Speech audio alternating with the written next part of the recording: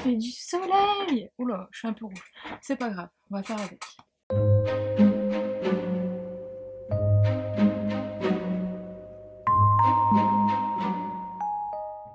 Hello hello, j'espère que tu vas bien, on se retrouve aujourd'hui pour une nouvelle vidéo et comme tu as pu voir dans le titre, on se retrouve pour le book haul du mois d'octobre, un mois d'octobre que je pensais chargé et qu'au final j'ai été hyper raisonnable. Franchement, alors après il y a un livre qui a été décalé au mois de novembre, donc tu dois savoir à peu près lequel, mais je pensais avoir acheté plus et au final non. Après je dois te dire que j'ai quand même mis sur ce mois d'octobre 15 jours pour lire Nevernight le tome 1, donc du coup en fait j'étais dans le mood plus non t'achètes rien parce qu'après derrière t'as plein de livres de ta palle que t'as envie de lire, donc non, tu vois un peu le schmilblick. Du coup voilà, donc d'un côté tant mieux parce que je suis quand même allée aux Aliénales au mois d'octobre, début octobre, j'ai un peu craqué sur le stand de MXM, je vais t'expliquer tout ça après, et puis c'est tout. En fait il y a vraiment rien dans ce book haul, donc ça va aller très vite. Alors, le premier petit achat que je me suis fait, je suis allée me promener en librairie dans ma ville et je voulais trouver un petit truc pour mes filleuls et au final je suis repartie ainsi à un truc pour moi. J'ai craqué pour Une sirène à Paris de Mathias Malzieu, donc publié au livre de poche, a été édité en poche. Je l'avais repéré quand il était sorti en grand format, mais j'avais attendu, je voulais attendre que le poche sorte parce que je ne sais pas du tout ce à quoi m'attendre avec son écriture. Je n'ai jamais lu de Mathias Malzieu et donc du coup je ne sais pas ce que ça va donner, mais en fait le résumé me tentait pas mal. Alors là, on va suivre l'histoire de, comment il s'appelle, Gaspard, qui en fait, en 2016, il y a eu une crue de la Seine à Paris, et en gros, il va tomber sur une sirène. Et du coup, il va la sauver, etc. Et il va la mettre dans sa baignoire. Et donc, du coup, la sirène lui dit que, par contre, toutes les personnes, enfin tous les hommes surtout qui entendent sa voix, tombent irrémédiablement amoureux d'elle. Et au final, ils en meurent, parce que voilà. Et du coup, Gaspard lui dit que non parce que il a une rupture amoureuse assez difficile, donc son cœur est devenu imperméable à l'amour. Et donc on n'en sait pas plus, hein, parce que du coup c'est le résumé. Et je vais découvrir ça, mais ça a l'air mignon, ça a l'air sympa. Mais c'est plus le style d'écriture. Je sais que j'ai feuilleté un petit peu, ça allait, mais il faut que je vois si ça va me plaire. Donc je t'en reparlerai dans un update chill lecture. Le suivant, c'est un roman. Auquel je m'attendais pas du tout à craquer. En fait, j'ai vu les couvertures, j'avais vu depuis longtemps ces livres du coup, et en fait ils ont fait une nouvelle réédition des couvertures que je trouve très très jolie, et je me suis dit bon allez j'y vais, c'est du fantasy quand même, donc on va tenter, même si il y a un fond moi qui n'est pas du tout ma tasse de thé, tu vas le savoir tout de suite. J'ai craqué pour Les Rivières de Londres de Ben Aronovitch. Donc le tome 1, le dernier apprenti sorcier. Voilà, chez J'ai lu, c'est une nouvelle édition avec une nouvelle couverture que je trouve super jolie. Ça c'est le tome 1, mais je sais qu'il y a, je sais plus combien il y a de tomes, mais en tout cas les couvertures elles sont vraiment trop belles. Regarde, ça c'est la couverture du tome 2. Et bon bref, j'ai craqué pour la couverture, mais j'ai quand même lu le résumé pour être sûre quand même, hein, voir si ça va me plaire. Et je vais sortir de ma zone de confort avec ce livre, c'est carrément sûr et certain, parce que on est sur de la fantasy, ça c'est clair, enfin fantastique plutôt, avec tout ce qui est sorcier, etc. Là on va suivre Peter, qui est en fait un agent qui ne croit pas aux fantômes, sauf qu'en fait il va avoir là une enquête où le témoin potentiel en fait est une personne qui vit depuis des années, enfin des siècles, et du coup il va être forcément obligé d'y croire parce que il a pas d'autre témoin pour son enquête, et donc du coup on va suivre son enquête. Alors le truc c'est que moi je ne suis pas très friande, tu le sais, hein, de tout ce qui est policier, thriller, enquête, c'est pas le truc qui me tente à mort en ce moment et qui m'a tenté à mort depuis que je lis. J'en ai lu quelques-uns, hein, mais des classiques quoi, du Mary Higgins Clark quoi. Et c'était bien, mais bon. Voilà, c'est pas non plus ma tasse de thé. Et là, je vais voir ce que ça va donner avec quand même une petite touche fantastique, avec une histoire de sorcier, etc. Donc, et de fantômes, et voilà. Donc du coup, ça peut forcément, je pense, me plaire. Ça va peut-être compenser ce côté policier pour lequel je ne suis pas très friande. Ensuite, on va terminer avec le meilleur pour la fin. Ensuite, donc, comme je disais dans l'intro, je suis allée aux Aliénales à Allen-les-Aubourdins. Donc c'est un C'est un petit festival livresque et fantastique, avec un marché de l'imaginaire, avec plein de petits stands. Il y a une partie stand en fait, avec des petits créateurs, etc. Et c'est super joli, il y a des jolies choses qui sont faites. Et il y a une partie où tu as les auteurs et les maisons d'édition. Et c'est dans une salle de sport hein, communale, hein, donc du coup c'est pas très grand, mais concrètement tu as de quoi faire quand même et tu peux t'éclater. Et puis en fait le truc qui est cool c'est que comme il n'y a pas beaucoup de monde, enfin c'est un peu connu hein, quand même, mais il n'y a pas beaucoup de monde comme à un salon du livre, comme un salon à Montreuil ou autre. Là on est vraiment sur vraiment pas beaucoup de monde, donc du coup tu peux te permettre entre guillemets de passer une heure à faire la queue pour aller voir Georgia Caldera ou Sophie Jomain, etc. Parce que oui, il y a quand même des beaux noms qui y vont. Moi perso, j'y suis allée toute seule parce que j'avais, je sais pas, il me semble qu'Amélie ne pouvait pas, et puis ouais, je me suis dit, ouais, je vais aller toute seule. Et au final, en fait, moi je suis pas une personne qui fait les dédicaces. Je l'ai fait il y a 2 ans, avant le Covid. J'ai attendu 1h30, 2 heures, j'étais avec le monsieur pour voir Georges Cadera, et concrètement, en fait, c'était une belle rencontre, mais je sais que j'allais pas y retourner, quoi. Enfin, je l'ai vue une fois, j'ai discuté avec elle une fois, j'ai pas besoin de... moi, je suis pas très dédicace, voire même pas du tout, en fait. Donc, du coup, j'ai fait mon tour, j'ai fait 2 petits tours, 3, j'ai repéré des petits trucs et tout, j'ai croisé des personnes, d'ailleurs, coucou aux personnes qui m'ont salué, ça fait très plaisir, et ça me faisait aussi plaisir du coup de croiser des personnes qui regardent la chaîne, donc merci à toi. Et en fait, après j'ai pu me promener dans le côté plus marché, c'était vraiment cool, mais là cette année, je me semble que l'année précédente, bref, là, il y a 2 ans, il n'y avait pas l'édition MXM. Là, il y avait vraiment un mini stand, une table, voire même 2, je crois, 2 tables de MXM, de MXM, plutôt édition Bookmarks, parce que c'est plus MXM, mais bref, tu m'as comprise. Et là, en fait, j'avais vu qu'il y avait quelques livres qui me tentaient. Bon, ils avaient pas tout pris, hein, forcément, c'était un tout petit stand. Il y avait les quêtes Daniels, il y avait l'intégrale. Je l'ai pas pris parce que je sais pas, j'hésite encore, et puis voilà, bref, ça on en reparlera plus tard. Mais il y avait d'autres choses, et un truc dont j'étais dégoûtée, c'est que, et je l'ai même dit à la dame, je dis c'est pas cool parce qu'ils sont pas sur votre site à l'achat, et moi je voulais les acheter, et en fait au final ils étaient là en poche, c'était la saga des accords corrompus. Pardon.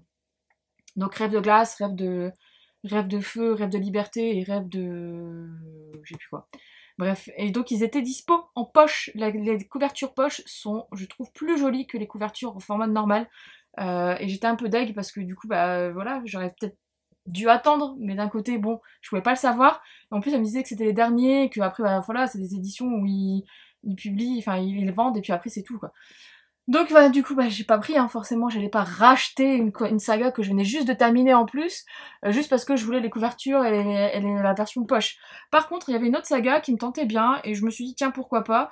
Alors là, du coup, pareil, je me suis fait avoir par le marketing, et on va dire le fait que ça existe en poche ou pas. Donc, j'ai craqué pour le tome 1 des Contes inachevés, donc La vilaine belle-sœur de Anna Ling, donc là, publié du coup en poche.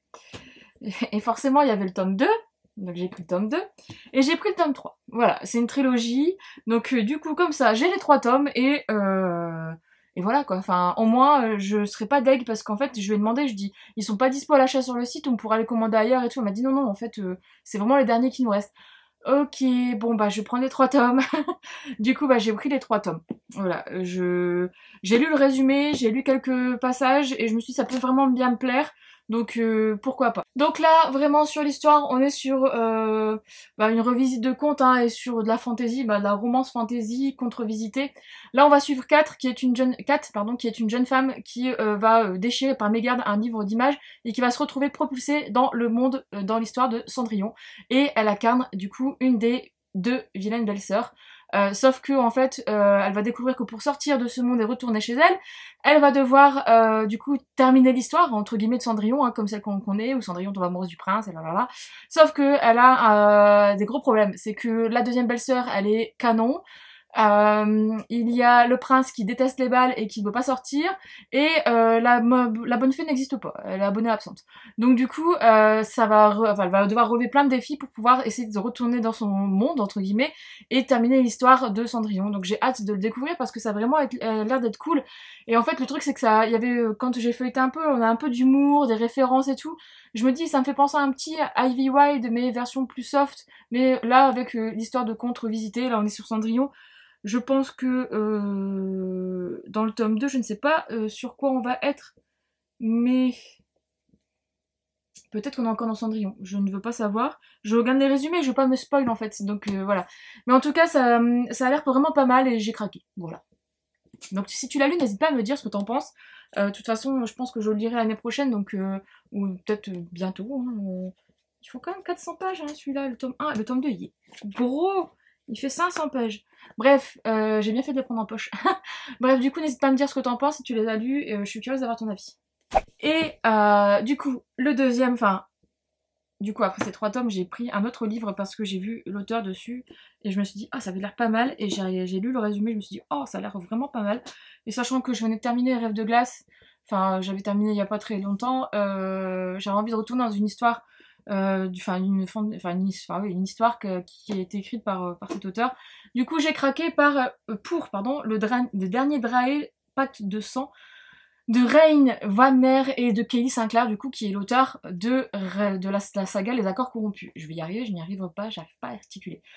Donc là, au niveau de l'histoire, on est sur de l'imaginaire, de la magie, dragon, rébellion. Donc là, on va suivre une jeune femme qui, en gros, va se faire enlever par le roi métamorphe qui se transforme en en dragon du coup, qui se transforme en dragon, et qui règne, on va dire, qui est mauvais quoi, hein, qui règne pas bien sur le peuple, sur le monde de Vérald, c'est ça, hein.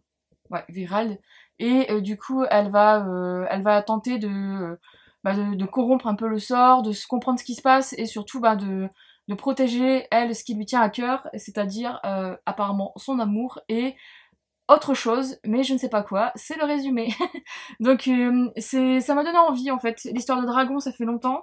Et en fait, le truc c'est que là, on est encore sur un personnage féminin, j'ai même pas son prénom dans le résumé, donc pour te dire, mais une histoire de personnage féminin encore badass, un peu à la Irina, enfin, non pas Irina, à la Olina, pardon.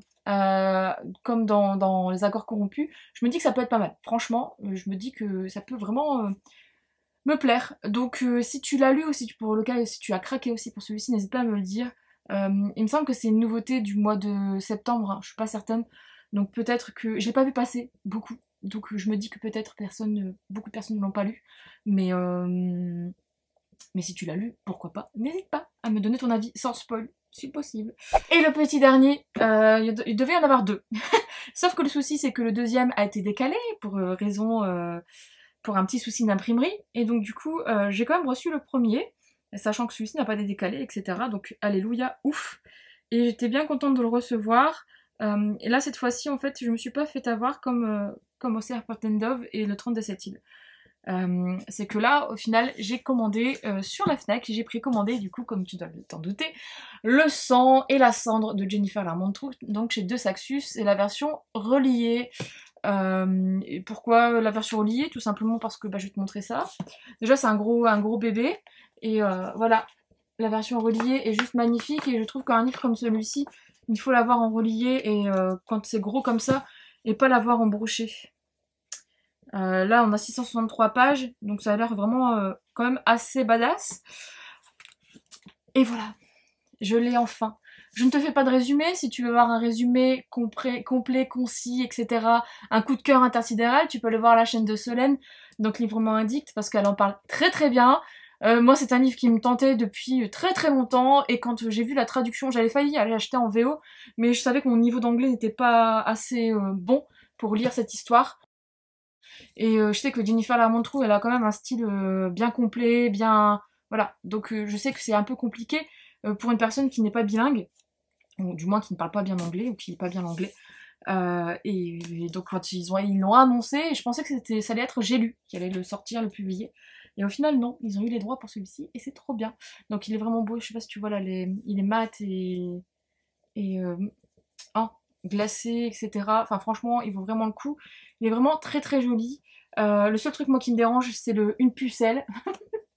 Là, une pucelle, un devoir, un royaume. Ah, tout un programme. Là, on a l'auteur, etc. Bon, bref. En tout cas, très curieuse de le lire. Franchement, je pense que je vais pas le lire maintenant parce que je sais que Jennifer la Montrose, elle est forte pour faire des cliffhangers à la fin de chaque tome. Et je me souviens de certains tomes où je me disais, oh là là. Alors j'ai vu que De Saxus disait qu'ils étaient sur la trappe déjà du tome 2 et qu'il serait prévu pour février ou mars 2022, printemps en tout cas 2022. Donc c'est déjà un bon signe, c'est déjà bien. Mais c'est vrai que, voilà. Ça a l'air vraiment cool, franchement. Le résumé est long en plus là, mais je veux pas me... Je veux plonger dedans et c'est tout. Voilà, je veux pas me spoil ou autre. Donc je suppose que toi aussi tu l'auras acheté ou tu auras craqué parce qu'on l'a vu partout, partout, partout, ce soit sur Booksta, sur YouTube ou autre. Donc n'hésite pas à me dire si tu as craqué pour ce livre ou pour un de ces livres de cette vidéo. Du coup, elle est terminée. J'espère qu'elle t'a plu. C'est comme d'habitude, si c'est le cas, tu peux laisser un petit pouce bleu, ça fait toujours plaisir. Et si tu n'es pas abonné à la chaîne, comme d'habitude, tu peux t'abonner, ça fait aussi toujours plaisir. Je te dis à bientôt du coup pour une prochaine vidéo. Je ne sais pas ce que ce sera. J'essaie d'avoir un rythme d'une fois par semaine, mais je sais pas quoi mettre à chaque fois ou comment je me répartis tout ça, sachant que j'ai pris du retard là dernièrement. Mais bon, on va s'en sortir. Bref. Du coup, je te dis à bientôt pour une prochaine vidéo.